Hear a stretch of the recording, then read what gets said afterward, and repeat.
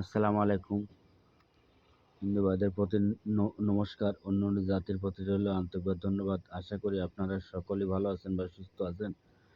আমাকে যারা কমেন্ট করেছেন, গুরুজি ২ ব্যক্তির মধ্যে বিচ্ছেদ বিচ্ছেদ লাগানো একটি একটি তাবিজ দেন আমাদের। ২ ব্যক্তির মধ্যে বিচ্ছেদ লাগানো একটি তাবিজ দেন। তা আমি আপনাদের মাঝে যে তাবিজটা দিচ্ছি, এটা যেকোনো ২ ব্যক্তির মধ্যেও বিচ্ছেদ করতে পারবেন। তবে দেখেন, যে যা কাজ করবেন খুব হিসাব করে করবেন। নকশাটি বহুবার পরীক্ষিত এবং এই এই এই নকশা দিয়ে কাজ করলে কাজ কখনো ফেল করে না। তবে আপনারা আগে নিয়ম শুনবেন, তারপরে কাজ করবেন, কাজে সফল হবেন। এই নকশাটি লিখার নিয়ম হচ্ছে, যেকোনো মঙ্গলবার ১টার সময়, দুপুর ১টার সময় লিখবেন, নিরিবিলি জায়গায় গিয়ে নকশাটি অঙ্কন করবেন।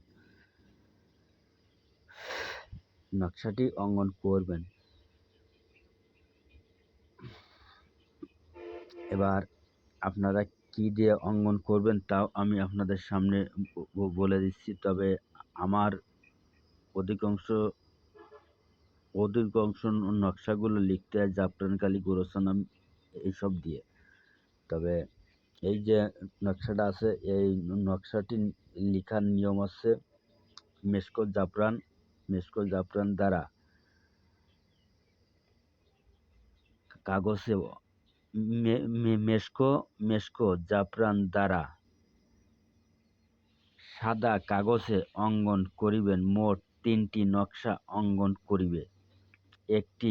একটি নকশা নদীতে ভাসিয়ে দিবে, একটি নকশা পুরাতন কবরে দাফন করিবে, একটি নকশা শ্মশানে দাফন করিবে।